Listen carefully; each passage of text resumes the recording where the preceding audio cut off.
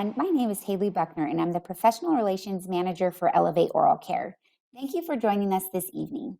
Before we begin, I'd like to cover a few housekeeping items. For those of you who remain online past 50 minutes, your CE certificate will be emailed within hours of the completion of this talk, so be sure to check your spam folder.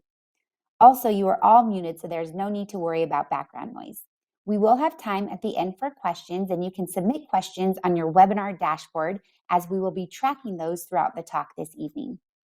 We have hosted an extensive series of free live CE webinars on many prevention topics and more. Each of these webinars have been recorded and are available with free self-instruction CE at elevateoralcare.com/elevatingcare. Be sure to bookmark this page and return often to see what's new in free CE. If you have a topic you would like to see covered, feel free to suggest it by sending an email to info@elevateoralcare.com or by completing the webinar survey that will be sent after the completion of the talk this evening. We enjoy looking through your suggestions and creating webinars based on your requests.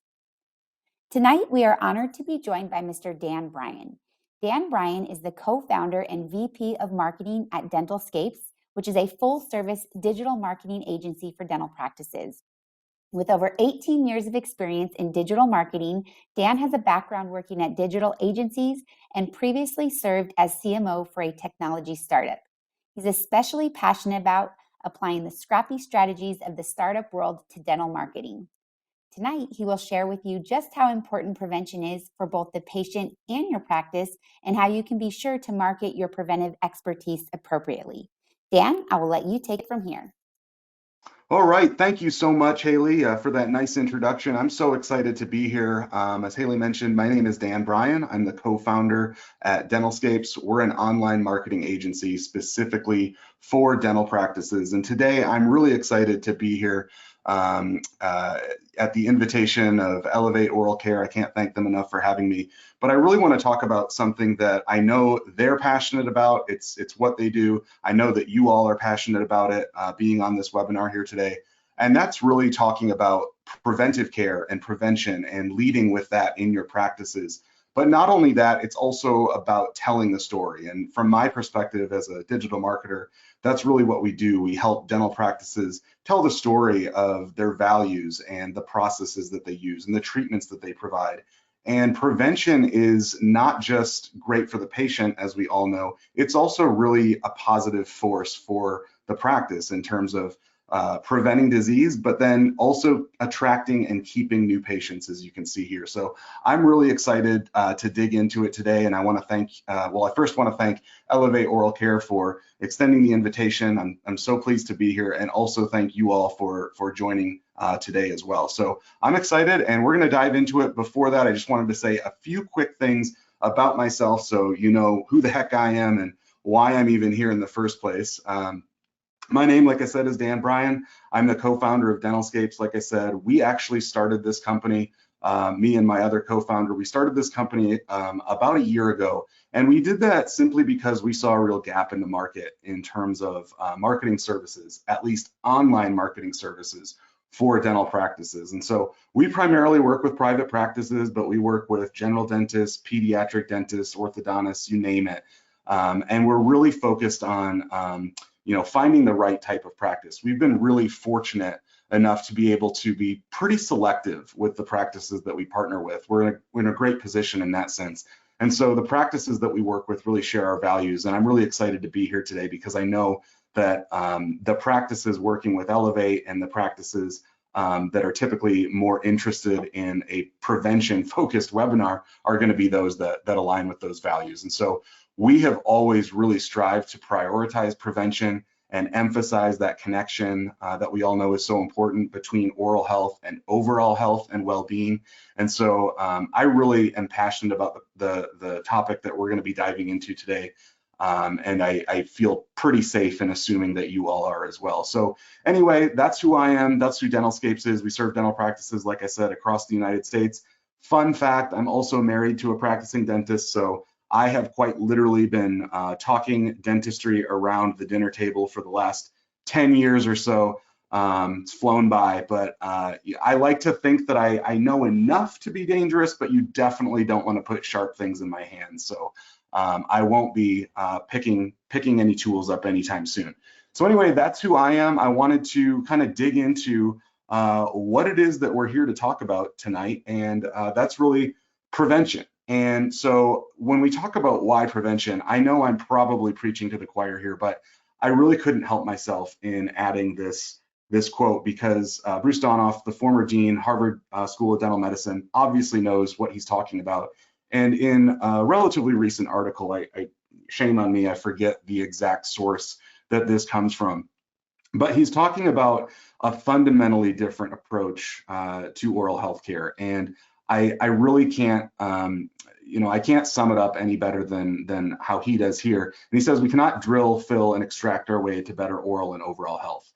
We need a fundamentally different approach, one that accentuates disease prevention and health management using a multidisciplinary, integrated, and patient-centric approach to overall health. And really, when you think about it, when you step back and think about, well, why prevention? I feel like that's really well described here. I mean, there's a time and a place in every season, as you all know, for restorative care, but really leading with prevention is the way to be patient-centered and integrated, and really focusing on that oral systemic connection. And so I really like Dr. Donoff's quote here. So in setting the stage, I wanted to bring that up for sure.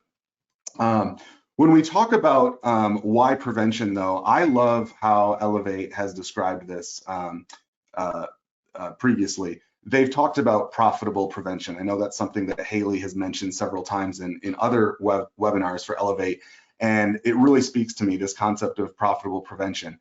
And that is exactly what this is. There is nothing wrong. I want to be really clear. I mean, there's nothing wrong with an approach to care that benefits both the patient and the practice. And that's really what we're talking about when we talk about emphasizing preventive care in our practices. And so I wanted to, and that's, by the way, true of both private practice and public health clinics, to be honest. Obviously, the bottom line is important for everyone, regardless of what your funding sources are, or what resources you're working with. So profitable prevention, I think, is a really good way to describe, one of the reasons why we ought to be focusing on this. So let's talk for a minute about the bottom line impact of integrating preventive care into your practice, or at least better prioritizing prevention within your practice. And so I really love this example. This actually came from Elevate. They had done a previous webinar. I think Haley had done that on profitable prevention specifically. And I love this example. For a practice with 2,000 adult patients, let's just take that as a baseline. Applying fluoride varnish, and we're going to talk a little bit more about these modalities later on. But applying fluoride varnish and prescribing 5,000 parts per million fluoride toothpaste for at-risk patients. Let's kind of look at how the numbers break down. This is pretty interesting, and I don't think it's something that can really afford to be ignored, quite honestly. So when we look at that, let's look at those 2,000 patients. Let's say we're dealing with roughly 55% of them. So we've got a little over 1,100 patients. With this combination therapy at about $45, less the cost of the product, and we're going to talk a little bit about pricing later on, just to give you an example. But we're looking at a roughly $31 in net profit per patient. If you take that number and you multiply that by the little over 1,100 patients that we're talking about, and you do that twice annually as prescribed and recommended, that's almost $70,000 in extra gross revenue just from that adjustment to your workflows alone. And that's, doing right by the patient. It's the best thing for the patient. And again, we're talking profitable prevention. This is also something that's going to really fuel incremental growth for your practice. So I really love this example. I think it's something that really puts into clear perspective what we're talking about here and why prevention isn't just best for the patient, but also best for our practices. So, I want to just kind of pose the question and give you an opportunity to sort of reflect on it here. What could your practice do with $69,130 in extra gross revenue? I'm sure quite a bit, right?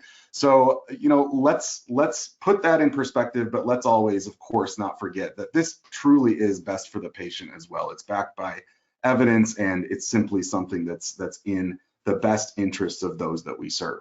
So I want to take a look, though, for a minute at what that means from a quantitative standpoint. When we talk about best for the patient and also best for the bottom line, what are we really talking about? And so I really love this study. This is something that Elevate connected me with as well. But according to Dental Economics, there was a study done, I think backed by Colgate, that showed that patients prescribed that prescription level fluoride toothpaste were actually 48% less likely to require restorative dentistry. So bingo, I mean, there it is. That's all you really need to know in terms of this approach to care being best for the patient. So prevention, obviously, taking that mindset is obviously something that's going to prevent a lot of these more invasive and definitely for the patient more expensive procedures. So definitely putting the patient first there. The other thing that was interesting about that same study, though, was that the study found that those patients that were prescribed that 5,000 ppm fluoride toothpaste,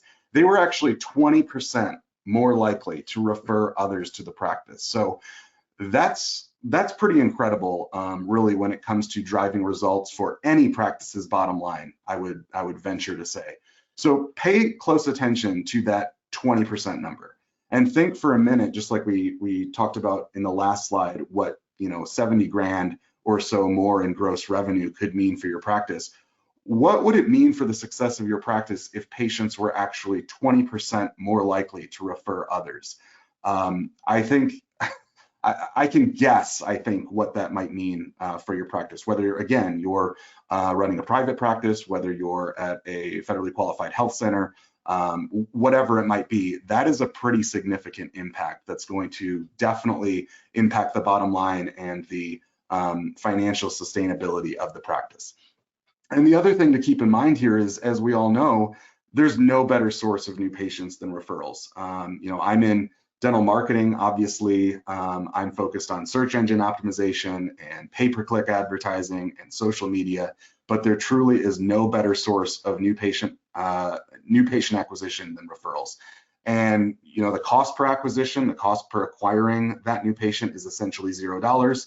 It's the work that you've put in up to that point. And the patients that are referred to you by others are also typically, we know, going to be the most loyal and most in alignment with your practice's values. And we're going to talk a little bit about how your practice can tell the story of what those values actually are and what making a focus on prevention is actually all about in practice. So we're going to get into that here in just a second as well. But before we do that, I want to dig into two prime opportunities to improve outcomes for the patient and also for your practice. And these are right in line with what Elevate offers. And I also definitely encourage you all to connect with them after this webinar if you're at all interested in some of these opportunities for your practice for integrating prevention more completely throughout your workflows. And I'm going to take 1 second here because I have to scroll down. Are you still with me? I feel like I'm talking to no one. All right, so we've talked a little bit about what it looks like to prioritize preventive care in your practice and the revenue associated with it, but let's take it one step further.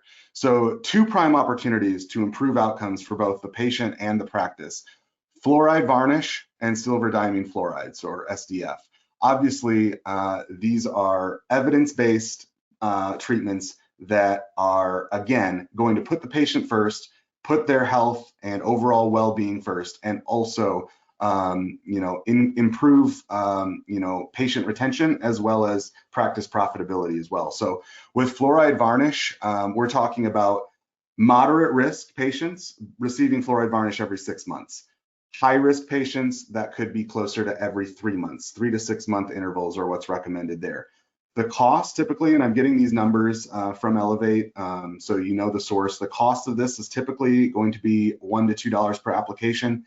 Offices that are offering fluoride varnish to their patients are typically charging right around $40 or so for that treatment. So think about, again, as we go back to that example, think about the revenue that could be generated solely by doing the right thing. It's pretty incredible and it's pretty powerful. Silver diamine fluoride, or SDF, as well. This can be applied at the diagnostic visit. It can be used to arrest decay right at diagnosis. It can be the definitive treatment. It can be restored over, or it can be used just to buy time in preparation for further treatment. Cost of SDF typically around 84 cents a drop, and that can treat 5 lesions. Offices, again, are typically charging right around $40 per tooth. So you can definitely see how, this is not only desirable from the patient standpoint and best for the patient, but also potentially very profitable for the practice.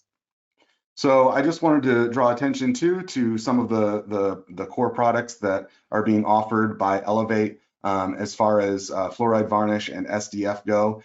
And you can see here, they have their FluoriMax product, their Advantage Arrest product. I want to be very clear that I have no financial relationship with Elevate Oral Care. I'm just a big time fan.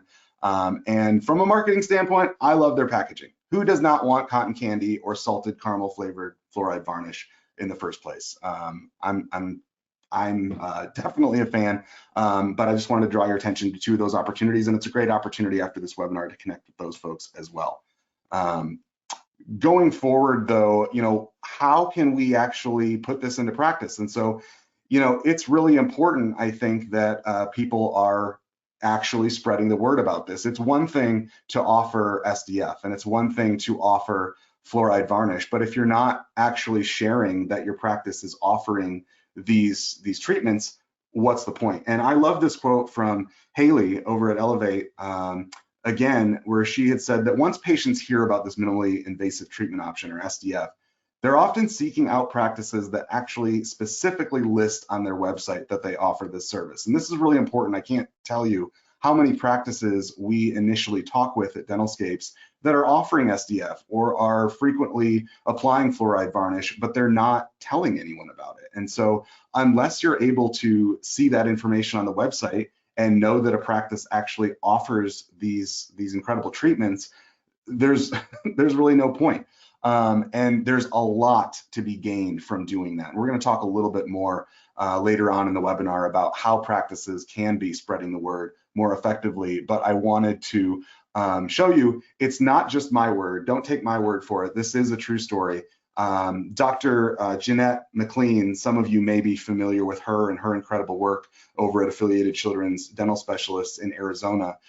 She's really been a leader in preventive care and minimally invasive treatments. And she was actually featured in a 2016 New York Times article that got a lot of buzz, detailing SDF and its advantages, especially for pediatric patients. And so, she had kindly offered some insight on this for the webinar, and she mentioned that this happens all the time. This is not something that we just talk about and it's theoretical. It's actually happening. And she says it's happening all the time, either because the patient researches and finds out that our website and social media, or finds our website and social media, or gets referred here by other dentists because they know we offer minimal interventions.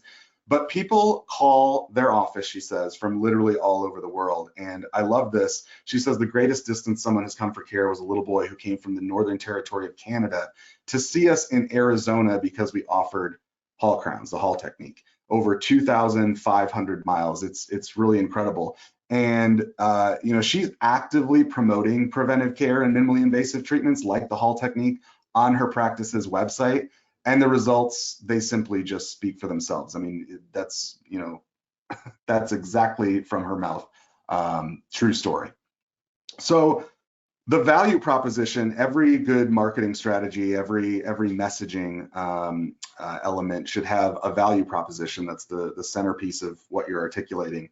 And this is why prevention matters for patients and practices. So for patients, what's the real value of preventive care? I think we could all probably talk about this for hours, but just in summary, avoidance of pain, discomfort, fear, and anxiety, often one that I don't think is often talked about enough, particularly within the marketing messaging that practices are putting out there.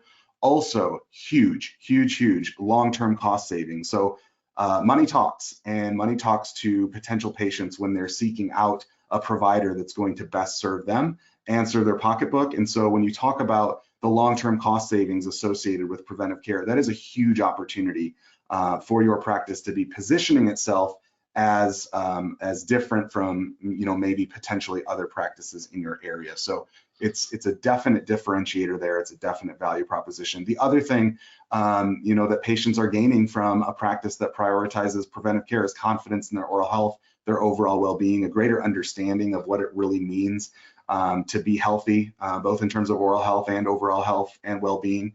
And then when we talk about practices, we've talked about it a little bit already, but it's building those long-term patient relationships. It's increasing patient satisfaction and retention. And we all know, and I know well as a marketer myself, it is infinitely more cost-effective to retain a existing patient than it is to find a new one. And so increasing patient satisfaction and retention is just a huge game changer for practices that are prioritizing prevention, and a real opportunity to position that as something that's a focus in your marketing efforts. And we're going to talk about that here in a minute. Also, a reduction in emergency treatments. We all know that diverting cases from the emergency room is a huge, it's a huge priority, or at least it should be in the United States. And it's also about creating consistent and predictable revenue streams. So we talked about that extra 70K in gross revenue. What if we were able to do that consistently for your practice? And what if you were able to develop some of these more predictable revenue streams that just go with the territory? I think it's really pretty incredible in terms of how that all happens and how that all works. But I want to pivot here really quick about how we tell the story. So how do we position our practices as champions of preventive care, looking out for our patients' best health and their financial interests? Both are really important. And so I want to transition this conversation about online marketing by talking about some of the general strategies that you can use to, quote unquote, craft the narrative or tell the story. And so I've got 5 key points here that I want to make sure that we cover today, and we're going to dig into these a little bit more granularly in the slides ahead. But one, personalize the message. Keep things really personal. Nothing is more effective than real life success stories and patient testimonials in demonstrating your practice's values. There's nothing better than you communicating, the values of your practice, except when a patient, a real life patient of yours, can communicate the values of your practice and put those into their own words for other potential patients to learn and to recognize. You can collect testimonials and promote them on your website. You can do it via social media. Video testimonials are especially effective in today's day and age. But of course, remember, anytime you're sharing a real life testimonial or story from a patient, anytime you're sharing a picture for that matter, or a video taken in your practice, of course, remember to get consent. It's no different than dental treatment in that regard. Number 2, emphasize the oral systemic connection. So I've talked a little bit about this already, but this is a real prime opportunity to create that quote unquote aha moment that shows patients in a holistic way why prevention actually matters, and not just for their teeth or for their gums or for their mouth, but for their overall whole person health. So emphasize that oral systemic connection, be educating patients on that. Don't simply use your website as an opportunity to talk about specific services, although that's important also. You should be creating blog content. We're going to talk about that in a minute. You should be creating social media short explainer videos that talk about how oral health impacts systemic health and chronic disease and those types of things. Number 3, focus on long-term cost savings. So there is really no better opportunity to promote prevention in real ways that impact an American household than talking about it in terms of the financial impact. And this is a prime opportunity there. So help them calculate, potential patients, help them calculate the potential impact of investing in long-term consistent preventive care versus the cost that you might pay by neglecting preventive care and then having to invest in a crown every 1 or 2 years or whatever it might be, or have a tooth extracted and then have to get a denture or whatever it might be. Focus on the long-term cost savings. It's a real opportunity to put this into practical consideration for the patient. Highlight your technology and techniques. Number 4, position your practice as cutting edge. You heard Dr. McLean say it in that quote. Promoting minimally invasive procedures like Hall crowns and SDF on practice websites works. It just does. And a lot of patients are not familiar with the practices that actively prioritize this approach. So you really need to be shouting that from the rooftops. We're going to talk a little bit about ways that you can highlight technology and techniques that your practice is providing online in a little bit. Also, and this goes hand in hand with number one, be authentic, please. If you take anything away from this presentation today, it's be authentic, please. Healthcare is personal. We all know that. Patients want to understand your approach as a provider. They don't want to simply read about the services. They want to understand why you're passionate about prevention. And we're going to talk a little bit more about opportunities to tell that authentic story on your website in a little bit. All right.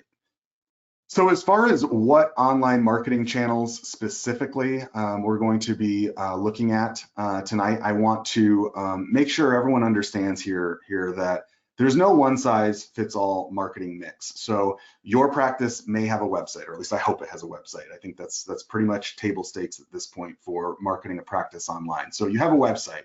Hopefully you have a blog. We're going to talk about how important that is. Hopefully you're engaging on social media, and it doesn't have to be Facebook and Instagram and TikTok and LinkedIn and YouTube, but you should be leveraging at least one or two of those channels and going where your patient is. So, you know, taking the communication to the patient where he or she is. And so the specific channels that you use should be determined based on the unique characteristics of your patient population. And so some demographics are going to be more active on TikTok. Some demographics are going to be more active on Facebook. So you don't have to be active on all of these different platforms and all of these different channels, but go where it makes the most sense for your patient. We're going to be talking about email campaigns and SMS text campaigns and talking about opportunities to drive results via those channels as well. So I went backward there for a second.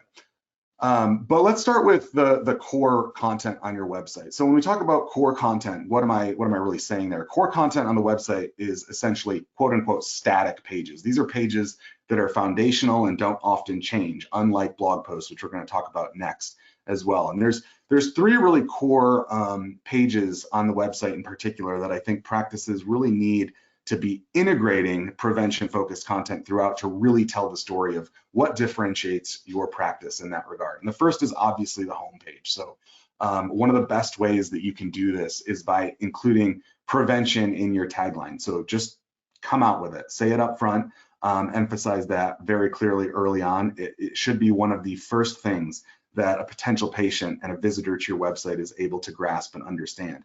And one of the ways that you can promote that in addition to your tagline on the homepage is by highlighting prevention within the testimonials that you choose to display there. So anytime a patient leaves you a review or provides a testimonial that focuses on the fact that you as a provider they were surprised perhaps to find that you as a provider were not pushing high cost interventions. That's a great opportunity to really tell the story of what your practice is prioritizing in terms of the overall health and well-being of the patient. Another opportunity is the About Us page. So this is where you have an opportunity to really lead with prevention and describing your practice. So you should be including core values on your About Us page. At least I hope you are. It's a really great opportunity. I think a lot of practices don't include their core values, and it's something that is a real opportunity to set your practice apart from others in the area in terms of what's important to you, what do you value, and what do you hope to bring to every single patient encounter. And so this is a great opportunity on your About Us page to prioritize prevention and say, hey, this is what makes us a little bit different as a practice in terms of the approach we take to care. Similarly, a practice philosophy page, is something that I think a lot of practices are missing out on. There's also an opportunity that some of the practices that we work with have taken, which is to put together like a founder's statement or kind of like a vision statement that talks about the practice that they want to create. A practice philosophy page is exactly what it sounds like. It's your opportunity to differentiate. How does your practice's focus on prevention set you apart? So definitely some opportunities there. There's a couple other opportunities that I don't want to spend too much time on tonight, but we did talk about technology and techniques. That's a great opportunity to include some of that on your website as a core page, not simply a blog post that you're writing about the latest technique that you're offering or whatever. But if you are offering SDF or Hall crowns or whatever it might be, you should have unique standalone pages for those services too on your website. It is critically important for Google's search algorithm so that your practice is visible for those search terms. You know, you heard Dr. McLean say it in the previous quote. People are searching for this stuff, and it's not many practices that are really leading with prevention and leading with this content on their website. So when you place that preventive focused content on your website, it's an opportunity to be indexed and found by Google in a way that other practices in your area maybe aren't. So I'm going to just show you real quick a couple examples of this in the wild, so to speak. This is a practice in Asheville, North Carolina, kind of my home area. Love Asheville, just a quick shout out there. But you can see here, very first page that you come to learn more about the practice. This is that About Us page that we talked about. They're describing themselves as compassionate, gentle, prevention-focused dental care in the heart of Asheville. You're not going to see that, quite honestly, on a lot of private practice pages. You may not even see that on a lot of you know, FQHC websites or that, which just blows my mind. It's a huge missed opportunity. So anytime you have any available opportunity you have to integrate prevention into your tagline or into the opening paragraph on your website is an opportunity to pick up potential patients. Turning Point Dental Anesthetics, another dental practice here in Durham, near where I live, right on their About Us page, and I think also on their homepage as well, you can see here, we strive to embody this purpose and our core values of health, growth mindset, efficiency, and teamwork each day by prioritizing prevention and excellent restorative work. So yeah, restorative's in there. It's a part of dentistry. It's a fact of life.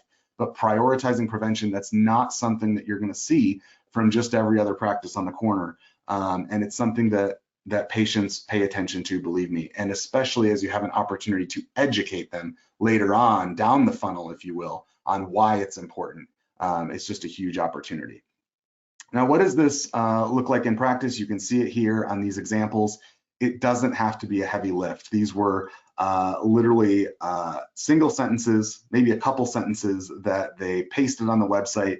It's not something that requires a great deal of effort. If you have a marketing agency managing your website right now, you can ask them today or tomorrow to add a few words about your focus on prevention right up front, and it's just a great opportunity. Not only is it an opportunity to highlight your practice's focus on prevention for potential patients, though, I also want to make sure that you don't forget other providers. So I encourage you to ensure that your practice website is not speaking just to current and potential patients, but also providers with whom you can cultivate referral relationships. So create a page that is specifically that, for referral partners, and clearly define your practice philosophy. So I can show you an example of this that we actually worked on for one of our clients, Ritter Endodontics here, also in Chapel Hill. And this is a page specifically for other providers, so other dentists, and it's essentially telling the story about how they are a true partner for the practice. I could scroll down further, but there's an emphasis on prevention. There's an emphasis on the technologies and the techniques and the extent to which they will go for their patients to treat your patients like their own and provide the same level of service that you would expect in your own practice. So make sure that you are communicating with other dentists about your practice's treatment philosophy, about your technology, your techniques, etc. These are a great opportunity as well to highlight your practice's focus on prevention. Let's also talk, though, beyond core pages. So we talked about the static pages. Those are the kind of foundational pages on your website. I would also encourage each and every one of you, whether you're in private practice or, again, at a public health clinic, an FQHC, whatever it might be, integrate a blog on your website. So the blog is an opportunity to reinforce your practice's commitment to prevention on a regular basis.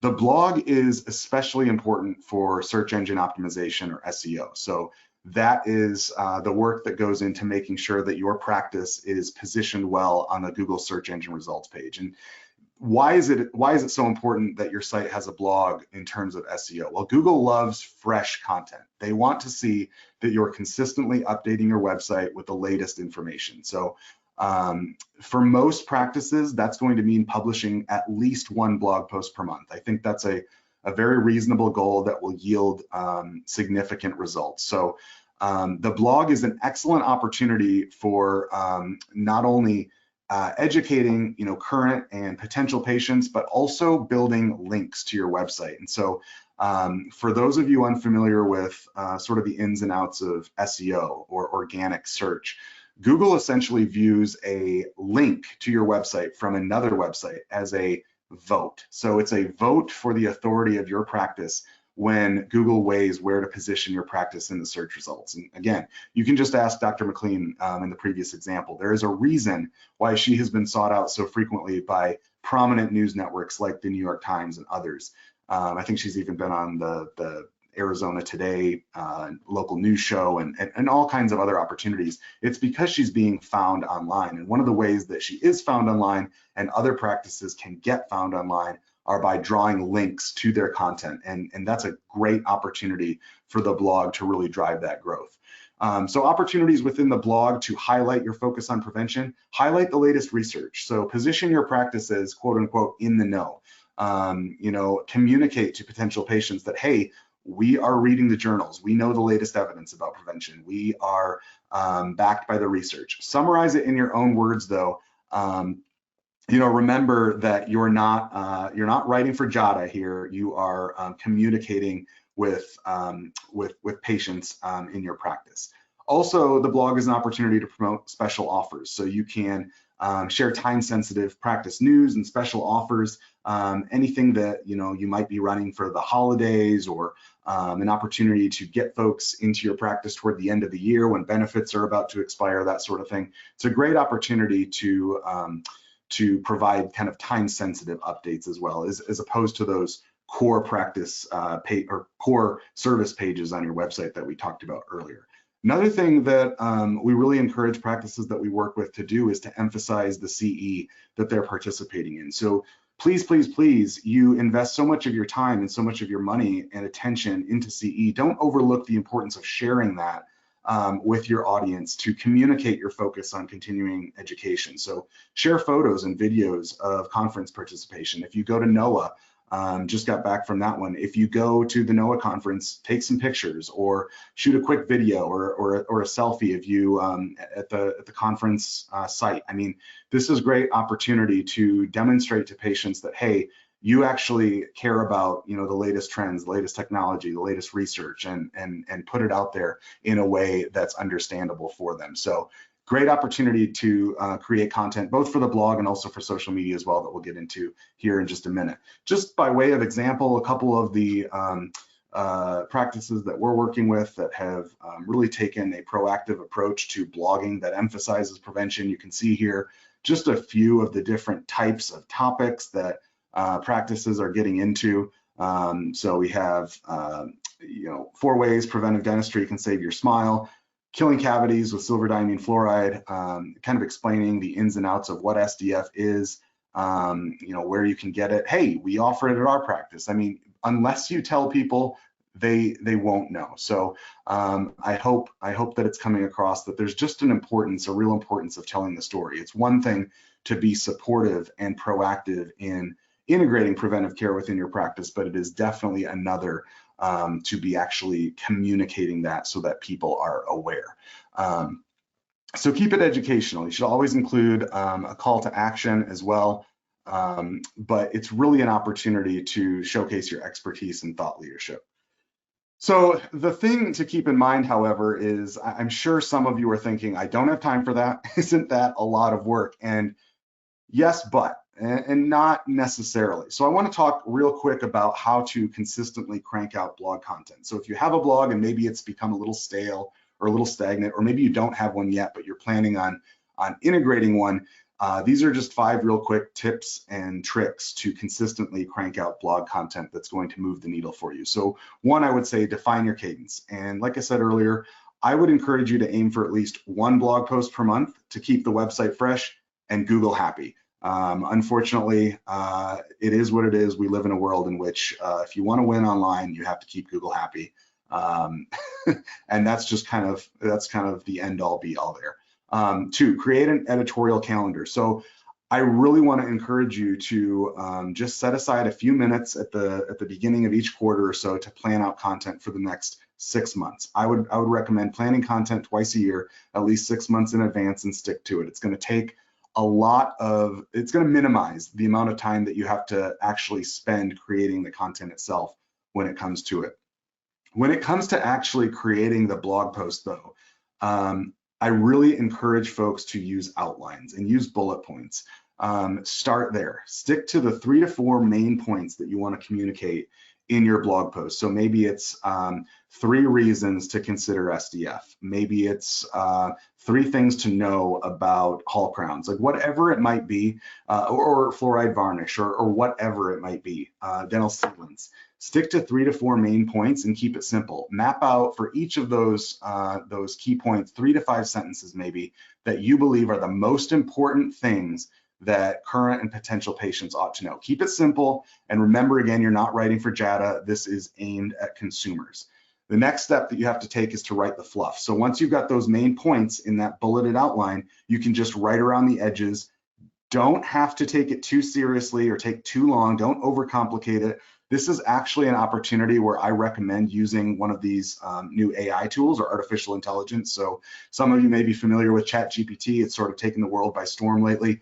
You can literally, and I would encourage you to do this, take the bullet point outline that you create, those 3 to 4 main points that you want to get across in your blog post, copy and paste that into ChatGPT and give the prompt to create a 500-word blog post based on this outline. And it will spit out, a high quality piece of content that is written with those key points in mind. And 9 times out of 10, it's going to be accurate. But remember, AI is not foolproof. So be sure to review and edit everything very closely prior to publishing. But it's a great way to minimize the kind of time that you as a dentist or you as a clinic administrator have to spend on this stuff.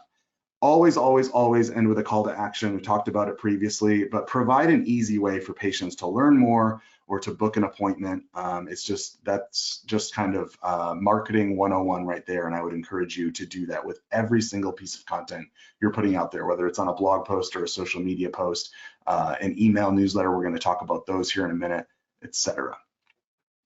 Social media is obviously top of mind for most consumers. It's top of mind for a lot of practices. It's a low intent channel. So what I mean by that is, as opposed to say Google search, where users are literally typing in best dentist in Dallas or whatever it might be, social media is low intent. So users aren't typically going on to Facebook or TikTok to look for a dentist. So this is not a place to be pushy. This is a place to focus on education and entertainment. And that is a prime opportunity to tell the story of prevention in your practice. And so a few opportunities here to do that. One of the most effective opportunities on social media that we found in our experience working with dental practices is 30 to 60 second explainer videos. And so this is a really good opportunity to explain preventive care concepts, in everyday language. Don't use dental jargon, don't complicate it. Again, you're not writing for a journal. This is an opportunity to talk about prevention, what it is, why it's important, and why your practice is committed to it in your own words. And so I'm going to share 3 real quick examples of videos that I pulled off of TikTok where dentists and practices are sharing this type of content. It does not have to be flashy. It does not have to be overproduced. One thing I would say is that when you're producing content for social media, people prioritize authenticity above all else. So it does not have to be slick. It does not have to be high polished. You don't have to spend hundreds of dollars or thousands of dollars on video equipment. You can shoot these videos with your iPhone, and people are going to value authenticity above all else. And it shows. It truly does show that you actually care, and that you're putting yourself out there as an actual human being. Fun facts are also an opportunity that you can be sharing on social media. Fun facts regarding the impact of prevention on oral and overall health, and also facts related to the cost savings. I mean, that stuff just quite literally makes sense to people. They understand when you talk about the investment that you'll make in routine preventive care versus emergency treatment that you might need, or the high cost, invasive treatments that you might need on a restorative level. It just makes sense. And these are great opportunities for promotion on social media. Also, I can't emphasize enough the importance of sharing patient testimonials, not just on your website like we talked about earlier, but also via social media. So this is an opportunity to highlight the real life impact of prevention on your patients, so long as, again, like we said earlier, you're not forgetting to get consent. Anytime you publish anything that you're attributing to a patient, or in which you're describing a patient personally, then you obviously need to get consent for that as well. And regardless of what marketing company you work with, you should be able to get a consent form that you can use to publish that content as well.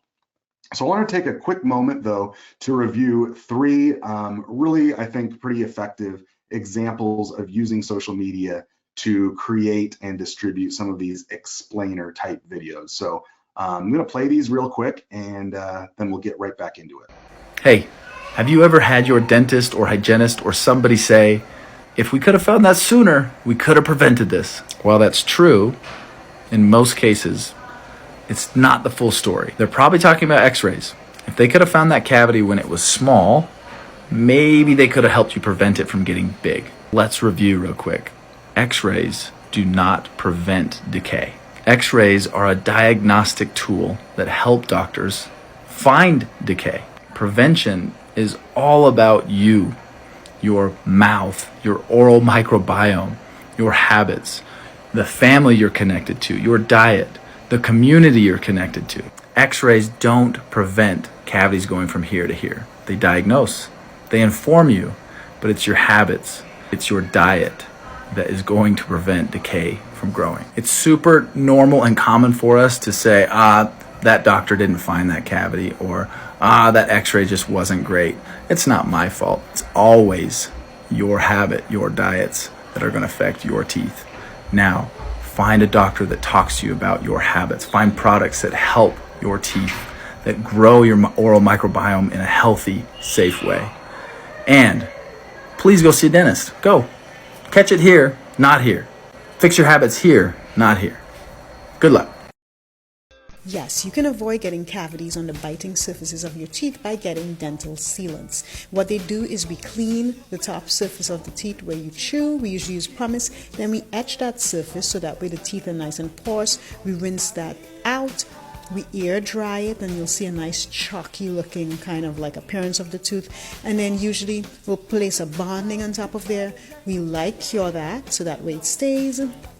And then we start applying the sealant material, and it sort of gets into all the nooks and crannies and coats the tooth. And then we light cure that again. We make sure the bite's okay and floss. And now you have nail polish for your teeth? No, this is actually called fluoride varnish. Your dentist may have applied this to your teeth and told you not to eat or drink anything for a period of time after. Not only is this varnish great for preventing decay, but it can also help to slow down the signs of early decay in the mouth. And although it doesn't always taste the best, it's very effective. All right, so I think those videos just speak for themselves. I mean, obviously you're seeing very personal takes, very much authentic in terms of the messaging that they're putting out there, and they're making it fun. And again, these are not overproduced. These are not videos that are going to take an extravagantly long amount of time to develop. This is literally something that you or someone on your staff or someone on your team could produce in about a half hour to an hour, and really get a great piece of content there that can actually live on for quite some time. And I'm going to talk about that here in terms of number 5 in just a second. But just like we did for blog content, I know there's a lot of anxiety among dentists and among practice administrators on how do we consistently crank out this content. It seems like a lot of work, and it does. But there are some tips that I want to share with you that I think can help you do this more effectively. And the first one is to define your cadence. So don't set some astronomical goal. Don't say you're going to post every single day or post multiple times every single day. You don't have to.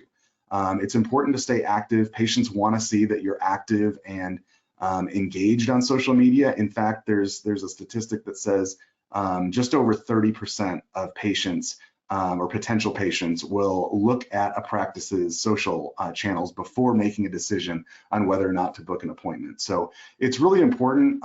Like I said, it's a low intent channel, but it's important to stay active and stay engaged, just so that people see that, hey, you know, this practice is alive and well. So define your cadence. I would say it's reasonable to post at least 1 to 3 times per week per channel. So if you're active on Facebook, post 1 to 3 times there per week. If you're active on TikTok, post 1 to 3 times there per week. And not every video or post needs to be extravagant. Like I said, these can be short format, 30 to 60-second videos that you shoot on your iPhone. It could be a quick photo of yourself with a patient, again, with their consent. It could be a photo of your team, maybe taking the staff out to lunch to celebrate a work anniversary, whatever it might be. These are prime opportunities to keep that content funnel, so to speak, full. 2, create an editorial calendar. So plan this out. Don't just do it off the cuff. It's, you know, we all know what life is like, and it's way too easy to just push this off your plate and push it on to the next day and the next day and so forth. Create an editorial calendar and stick to it, and create themes. So consider what might be most relevant in the world of oral health for the holidays. To consider what might be most relevant with oral health with back to school and the sports season and that kind of thing. But create an editorial calendar and stick to it, and try to plan out the content you're going to be sharing at least 2 months in advance. Also, write your posts in advance.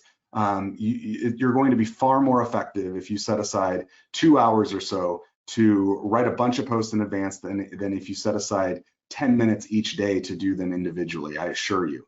And one thing that we actually recommend, it's a little bit different, but we actually recommend that those that are doing social media on their own and it's not managed by an agency like DentalScapes or someone else, use a spreadsheet. Write the posts in a spreadsheet and copy and paste them, you know, on a daily or weekly basis. That's just fine, and it's going to keep you infinitely more organized.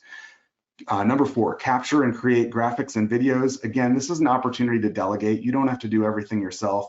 We find that it is far more effective when a practice has sort of a designated team member in the office who can spend, you know, up to 30 minutes per week capturing or creating visual content. And there's also wonderful tools available online, free tools, and you know, tools that you can pay for at a nominal expense to generate, you know, professional styled images. Even if you're not a graphic designer, I certainly am not. Actually, this presentation was built on Canva, and so I would recommend using a tool like Canva, and I'm going to show you really quickly what that looks like in just a moment. Also, I can't emphasize enough the importance of recycling content and leveraging automation to get the most mileage out of the content that you develop. It does take time. I'm not minimizing that. It takes time to develop social media content. And so you can actually use a tool like Edgar, that's what it's called Edgar, and it automates social media posting and recycles evergreen content or content that's not time sensitive or related to the holidays or whatever it might be, but it will actually, you'll build up a library of content, and then a tool like Edgar can take that content on a schedule and continue publishing it over time. So you won't be sharing the same post every other day or every other week, but maybe once a month you share a different version of the same post. And it's an opportunity to really get the most bang for your buck when you talk about investing time in your social media marketing. So I would encourage you to do that. I'm going to show you what that tool looks like here in just a moment. I'm also going to show you what Canva looks like in terms of creating graphics and videos. If that's something that you're not familiar with as well, I would highly recommend those 2 tools, checking them out.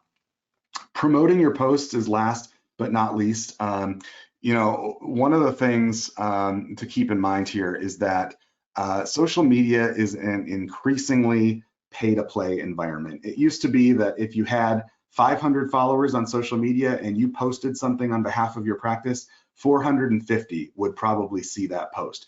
That is definitely no longer the case. You're probably reaching 2 to 5% of your followers now organically, which means if you're not putting money behind that post. And so I would encourage your practice. I know budgets can be tight, especially for public health clinics and FQHCs, but if you can put even $3 or $4 or $5 behind promoting each post that you post, and again, it could be just once a week. This could be a matter of $15 or $20 a month, but it's the difference between reaching 500 plus people and reaching maybe 5 to 10. So definitely an opportunity to get the most bang out of your buck there. But I wanted to take a moment really quick to show you exactly what it looks like to create, say, a social media post using Canva. This is something that anyone can do regardless of your level of tech savviness or your experience with graphic design. This is a great tool. I highly recommend it. You can get a free version, or otherwise it's about, I think about $10, maybe $14 a month to have access to this. But I wanted to walk you through what that process looks like in terms of creating a post, in this case for Instagram, using a template, and then being able to swap out photos, design from there. Awesome. Next, following Canva, I wanted to also take a moment to just go through exactly what this tool called Edgar, or Meet Edgar. They have an identity crisis, I think. They're not very consistent in their own branding. But I wanted to talk about how you can use this tool to, again, recycle content. So you put a lot of effort into creating your social media posts, you might as well get the most bang for your buck out of that investment as possible. And so with Edgar, you create a library of variations of different posts, and you create a schedule, and based on that schedule, Edgar will automatically, in the background, pull a particular post to publish on a certain day and time, and it will run in the background. You can be posting much more frequently without requiring a lot of manual time and attention. So we'll just give you a second here to kind of review what that system looks like. But I definitely recommend checking out this tool as well. I think this one currently runs right around $40 a month.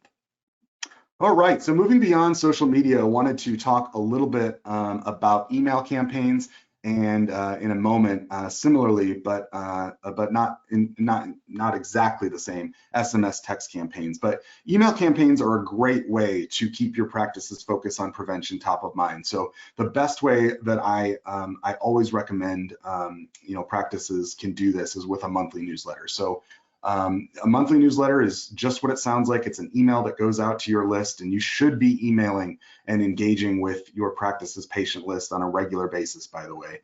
But it's just a monthly newsletter that goes out. I would recommend, if prevention is something that's important to your practice, and again, I don't think you would be on this webinar if it weren't, I would recommend including a recurring section that's specifically focused on prevention in every one of your newsletters. So include something fun. You could even share recipes, or a staff pick for a favorite movie that particular month. Make your newsletter fun and engaging, but this is also an opportunity to keep that prevention-focused message top of mind. So do that, and then share the prevention-focused blog posts that you're creating. Share videos via email, the ones that you've created, the explainer videos for social media, like we looked at. This is a great opportunity for that as well.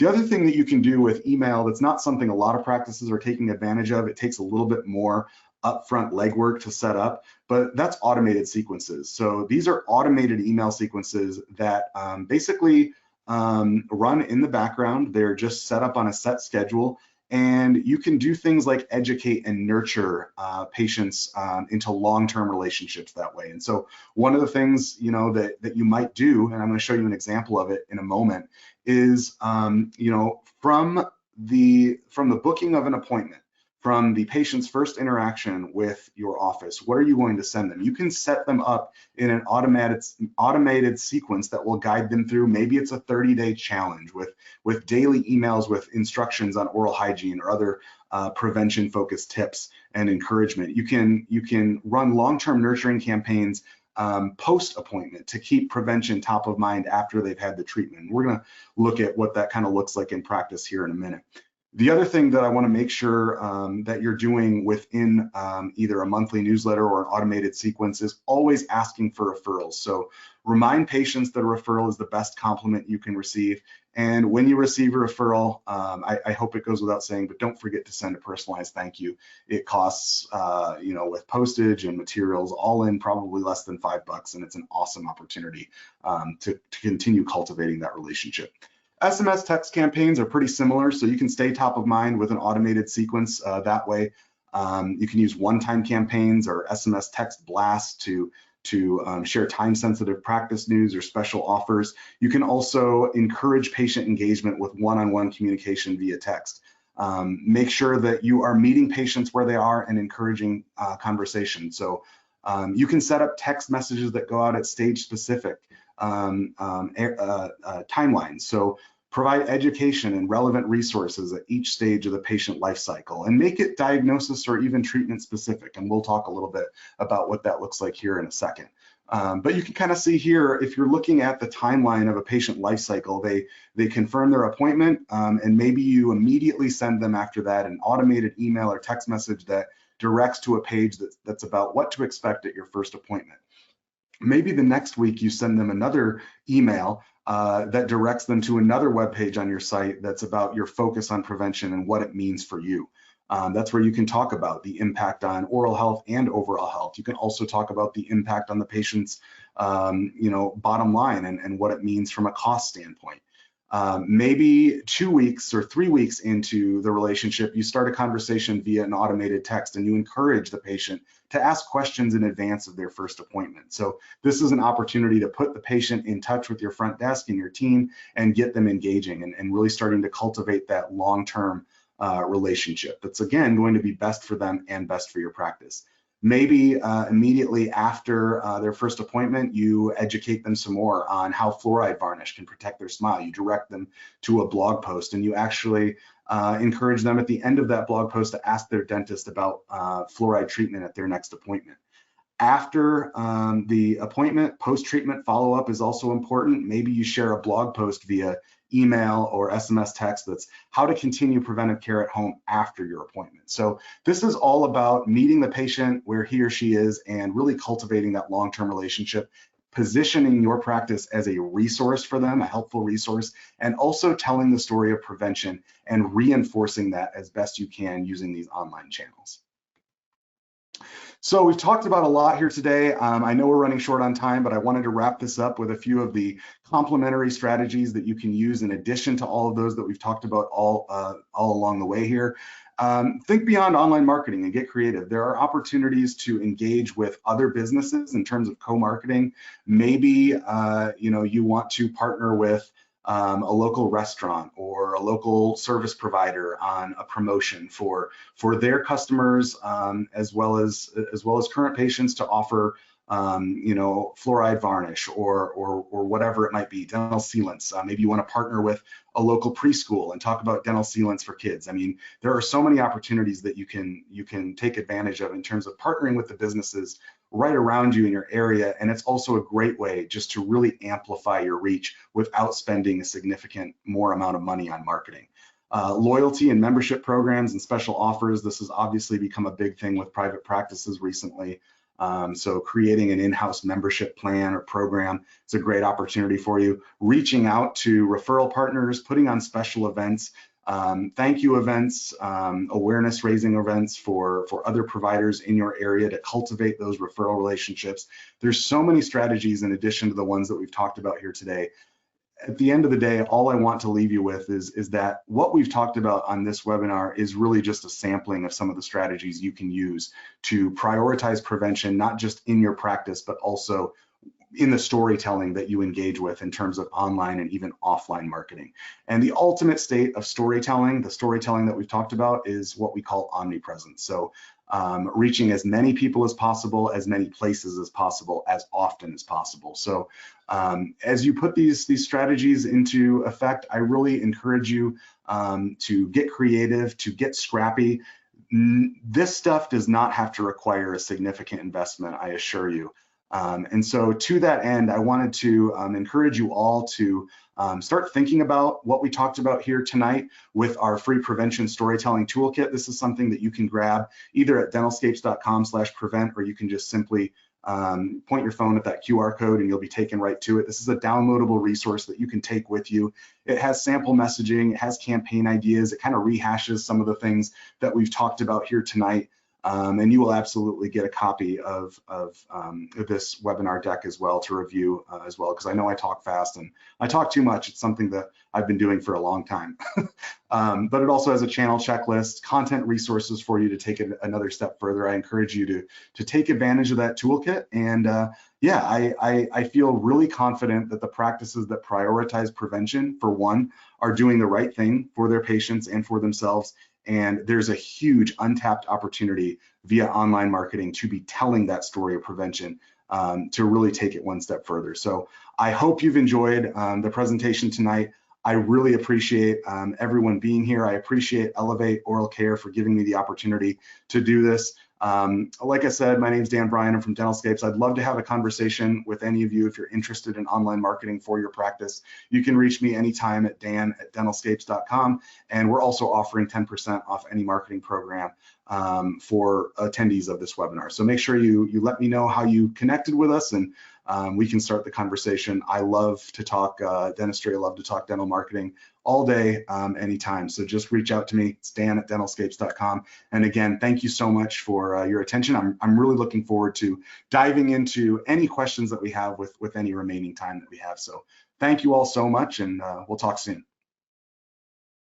All right, Dan, thank you so much. And thank you so much to our attendees for hanging on here. I know we've gone over a couple extra minutes this evening, and we had a minute or two of technical difficulties there in the beginning, but thank you guys so much. And Dan, we do have a couple of questions that we're going to ask you here. Yeah, awesome. Thanks so much, Haley. Yeah. So the first question that came in here is that you discussed using patient testimonials on your website. Might it be effective to have clinicians who work for the practice provide testimonials as well? Which do you think might be most effective? And if they're using one of their employees, do they need to get a consent form from their employee as well to appear on camera? 100%. That is a great question, and I absolutely would recommend featuring provider testimonials as well, or staff testimonials. To that end, it really is all about authenticity. So patients want to know, your story as a provider, or your staff story, as providers. They want to know about what your philosophy is when it comes to treatment.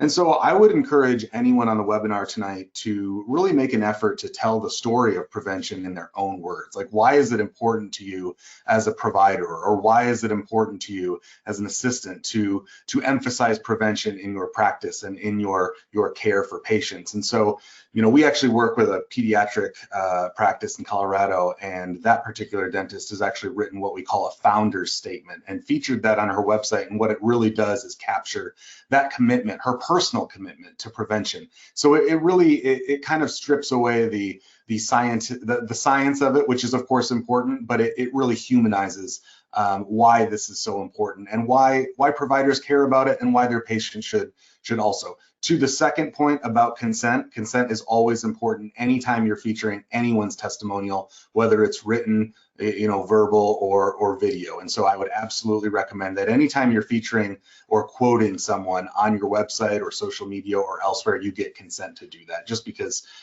we want to make sure that we check all the boxes. Sure, that makes sense. Thanks for that.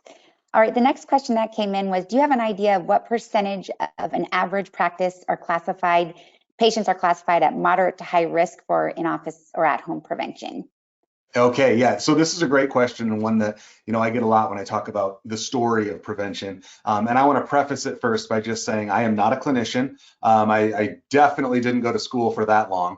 And so Elevate, your organization is really the expert on prevention. And so I would encourage anyone to reach out to Elevate for a staff meeting to learn more about caries risk assessments and that sort of thing.